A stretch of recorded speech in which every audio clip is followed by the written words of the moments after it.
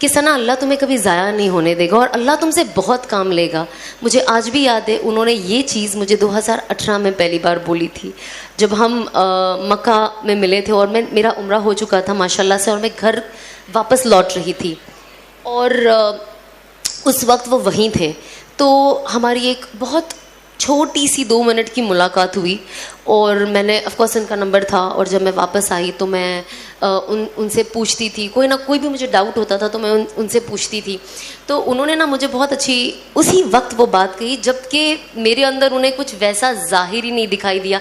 But होता है ना कुछ इंसान जब हम किसी से मिलते हैं तो वो जैसे बात करता है या जो उसके अखलाक होते हैं और जो उसका तरीका होता है, उससे लगता है कि नहीं यार मैं इस इंसान को इतने अच्छे से नहीं जानती या जानता, बट इंसान अच्छा है, कुछ इसके साथ अच्छा हो सकता। तो शायद वो चीज़ मेरे शौहर ने मुझ में उस वक्त दिखी थी, जब जाहिर सी बात है तब तो ना कोई शादी की बात थी और ना कभी हमें लगा था कि हम दोनों जुड़ भी सकते हैं। मतलब आज भी लोगों को शौक़ होता है मुझे और अनस को देख के कि हम दोनों की शादी कैसे हो गई, वैसे ही मुझे खुद को शौक़ होता है कि अल्लाह ने, जब भी मैं मेरे हस्बैंड को देखती हूँ मुझे लगता है अल्लाह ने कैसा जोड़ा बना दिया ना। मतलब मैं सपने में भी नहीं सोच सकती थी कि मेरी शादी इनसे कभी हो सकती है, क्योंकि हम क्या होता है ना, जैसे दुनिया में हम जीते हैं और जो हमारा जाहिर होता है, क्योंकि लोग भी जाहिर पे इतना ज़्यादा जाते हैं कि उनको जो दिखता है ना, ये दोनों ना सही है साथ में, ये दोनों ना गलत जोड़ी है।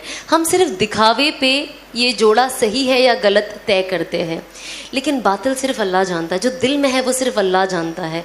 तो अल्लाह ने जाना कि ये दोनों का दिल जुड़ने से शायद कुछ फ़र्क आए, शायद हम आगे जाके कुछ लोगों के लिए खैर कर पाए। बेशक अल्लाह की मर्ज़ी से और हर चीज़ अल्लाह करने वाला है, बट शायद हम वो ज़रिया बन पाए। और आज वो चीज़ देखकर इतनी खुशी होती है कि ये सारी बातें ना मुझे अनस हमेशा बताया करते थे, सना ऐसा होगा और अल्लाह तुमसे बहुत काम लेगा। देखो जुनैद जमशेद साहब से उन्होंने कैसा काम लिया जब उन्होंने अल्लाह के लिए सब कुछ छोड़ दिया। और सबसे बड़े एग्जाम्पल जुनैद जमशेद साहब है हमारे लिए, मरहूम। तो जब उनकी मैं उन्हें पहले से ही बहुत पसंद करती थी और मैं उनका हमेशा वीडियो देखती थी। फिर पता चला मेरे हस्बैंड के वो दोस्त थे और उनसे उनका बहुत अच्छा कनेक्शन था, और उनकी शहीद होने से पहले उनका जो लास्ट वॉइस नोट आया था मेरे शौहर पे आया था, उन्होंने मुझे वो सुनाया, अभी तक उन्होंने वो सेव करके रखा है। तो जब मैं ये सारी बातें सुनती थी तो मुझे लगता था कि वाकई अल्लाह कुछ भी कर सकते हैं। कौन सोचा होगा कि ये इंसान इतना बदल जाएगा, और सब कुछ छोड़ के अल्लाह ने उन्हें इतना कबूल किया कि पूरे दुनिया में आई डोंट थिंक कोई ऐसा मुसलमान है जो उन्हें नहीं जानता है, यू नो। तो मुझे ऐसा लगता था कि अल्लाह अगर मेरे शौहर जो कह रहे सही है ना, तो मुझे भी female version of Junaid Jamshed बना देना, और मुझसे भी वैसा ही काम लेना, उससे बढ़ के लेना। क्योंकि हम अल्लाह से मांगते ना तो जितना हो सके उतना मांगे, जितना ज़्यादा हो सके। हम थोड़ा पॉपुलर हो गई थी बिग बॉस से आने के बाद, और मूवी मिली थी सलमान के साथ, तो आई वाज लाइक वाओ ये वो। बट जब मैं उम्रा के लिए गई पहली बार, और जब ऑफकोर्स जब आप काबा देखते हो तो आपकी आंखों से वैसे ही रोना आ जाता है, वो कोई नहीं रोक सकता है, वो खुशी के आंसू है। और ऑफकोर्स गम के वहाँ जाके इंसान को, मैं कहती हूँ जब से उसका होश संभाला होगा तब से लेके अभी तक के सारे गुनाह याद आ जाते हैं फॉर सम रीज़न।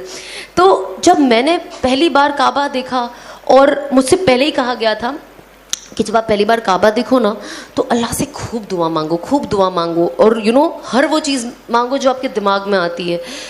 और मैंने सोचा जब मैं जाऊंगी तो मैं अल्लाह से मांगूंगी कि अब जब मैंने काबा देखा है तो लोग कहते हैं कि जो मांगो काबा पहली बार देख के दुआ कबूल होती है। तो जब मैं वहाँ गई ना तो मुझे ऐसा लगता था पहले मैं जाऊंगी ना, मैं कहूँगी और पिक्चरें दे दे अल्लाह मियाँ मुझे, और काम दे दे, और पॉपुलर कर दे। मेरे दिमाग में यही था।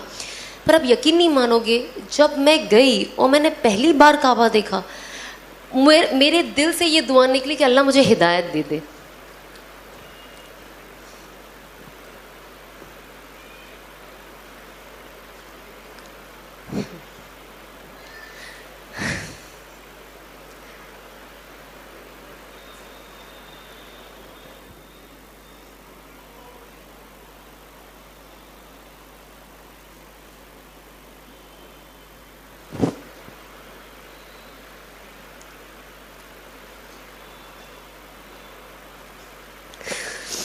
ऑनेस्टली आई डोंट नो कितने लोग इस चीज़ को वैल्यू करते हैं, पर मेरे लिए ये वर्ड हिदायत मेरे लिए बहुत वैल्यू करता है, बहुत। इस चीज़ ने मेरी दुनिया और शायद मेरी आखिरत बदल दी है। और कहीं ना कहीं जो अज़बाबी तौर से दिखता है, मैं सोचती हूँ शायद मुझे जहन्नम की आग से बचा लिया है। तो जब ये वर्ड ही आता है ना, तो मेरा दिल बहुत भर जाता है कि अल्लाह ने कैसा कर दिया। मतलब जब हम पढ़ते हैं ना कुरान शरीफ, और उसमें लिख के आता है कि अल्लाह जिसे चाहे हिदायत दे। तो जब मैं एंड आती है ना एक और कि I was lost and he found me and he guided मी, मैं गुमराह थी और उन्होंने मुझे सही रास्ता दिखाया। तो मैं कुरान शरीफ अभी भी जब भी पढ़ती हूँ और जब वो आयत आती है और मैं पढ़ती हूँ ना, मेरे आँख से आंसू ऐसे टप टप गिरने लग जाते हैं और मुझे रुकना पड़ता है कुछ वक्त, क्योंकि मैं खुद अभी तक ये डाइजेस्ट नहीं कर पाई हूँ कि अल्लाह ने ज़िंदगी मेरी कैसे बदल दी। बस अल्लाह इस्तिकामत दे और आखिरी दम तक हिदायत पे रखे और हिदायत पे मौत दे। कि जब इंसान ना अपने आप को इतने हराम में घेर लेता है तो उसे हलाल भी हराम नज़र आने लगता है। तो मैंने अपने आप को, अब मैं जो काम करूँगी तो जाहिर सी बात है वैसे ही लोग मेरे आसपास होंगे, तो मुझे हिदायत कैसे मिलेगी? उसके लिए मुझे ऐसे इंसान के साथ बैठना ज़रूरी है ना, और ऐसे इंसान के साथ बात करना ज़रूरी है।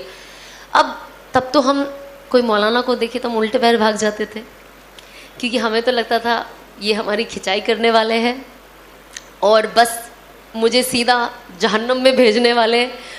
और जब ऐसी अनफॉर्चुनेटली जब अनस से मुलाकात हुई थी और जब मैं उन्हें नहीं जानती थी अच्छे से, तो मुझे लगता था, शुरुआत में जब हमारी बात होती थी, मैंने कहा यार अब मैं क्या बात करूं, मैं तो पर्दा भी नहीं करती हूँ। और होता है ना यार, कोई मौलाना बैठे, भले आप कैसे भी टाइप की लेडी हो, लेकिन होगा ना भाई सर पे दुपट्टा तो रख लो यार, खुद का नहीं सामने वाले की तो इज्जत रख लो, होता है ना।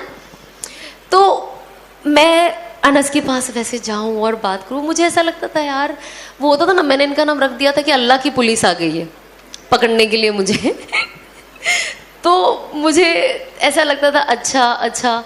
फिर अल्लाह ने एक ऐसा वक्त लाया कि 2018 ही, उसी साल के एंड में, आप यकीन नहीं मानोगे, मुझे शुरुआत में अनस बहन बुलाते थे, ओके मैं सोचती हूँ तो मुझे अभी भी हंसी आती है।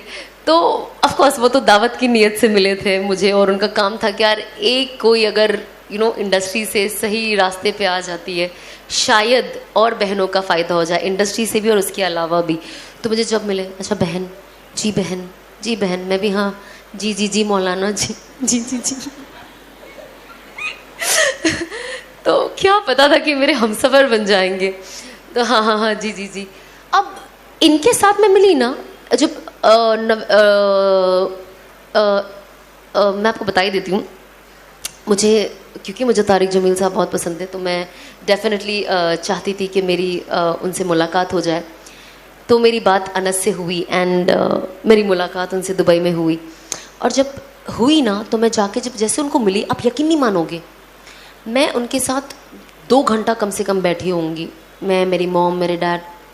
उन्होंने मुझे कुछ नहीं कहा, आप काम छोड़ दो, नहीं, नमाज पढ़ो, नहीं, क्योंकि वो समझ गए थे कि मैं जो फील्ड से आती हूँ ना, अगर ये मुझे पहली मुलाकात में ये कहेंगे तो मैं भाग जाऊँगी, समझ रहे हो आप, या शायद दूसरी बार मिलने के लिए तकल्लुफ़ करूँगी कि तो मेरा नसीब कि अल्लाह ने कैसे मुझे उनसे भी मिला दिया। मुझे ना वो सारी चीज़ें देख के याद आती थी कि हमारे हमारे नाना नानी, दादा दादी हमसे कितनी मोहब्बत करते जब हम छोटे होते हैं। अनफॉर्चुनेटली हमारे अम्मी अब्बू भी, और जब हम बड़े होते हैं और जब वो बच्चे बन जाते हैं,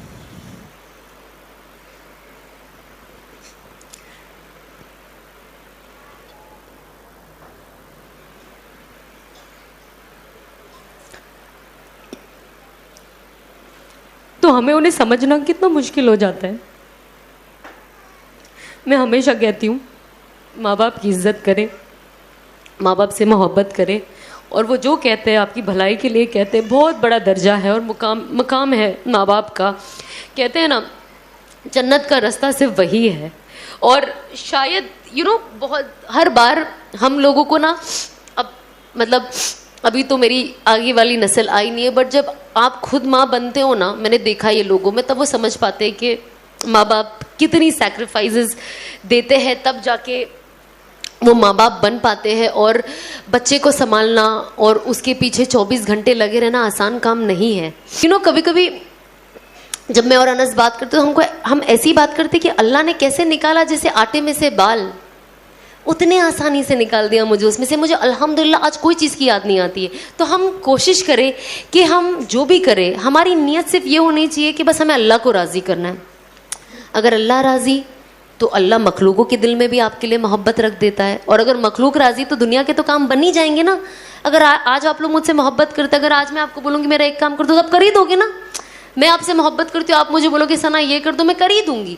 तो अल्लाह जब मखलूकों के दिल में अल्लाह मोहब्बत पैदा करता है ना, वो नेवर एंडिंग मोहब्बत है, वो कभी ख़त्म नहीं होगी जब तक अल्लाह नहीं चाहेगा कि ये मोहब्बत ख़त्म हो।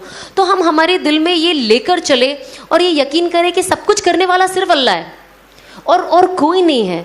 हम सब ये मानते अल्लाह करते आए हैं, अल्लाह कर रहे हैं, आगे भी अल्लाह करेंगे, पर हमारा तवक्कुल नहीं है उस पर। हम थोड़े से ना डगमगा जाते, वीक हो जाते। कोई मसला नहीं है, इंसानी फितरत है, ये होता है। लेकिन क्या करना है, अगर हम जहाँ पे भी, ये शैतानी वसवसा है ना, तो जहाँ पे भी हम थोड़ा सा ऐसे डगमगाए में कोशिश करना, नहीं नहीं नहीं ये बिल्कुल गलत है, ये शैतान मुझे वसवसा दे रहा है, मुझे सीधा चलना है। तो जब मैंने अपनी लाइफ चेंज करना शुरू किया ना, तो अनस ने मुझे दुआ सिखाई, बहुत खूबसूरत दुआ है, आई एम श्योर बहुत लोगों को आती होगी, पर मैं तो भी बोलना चाहूँगी। उन्होंने मुझे दुआ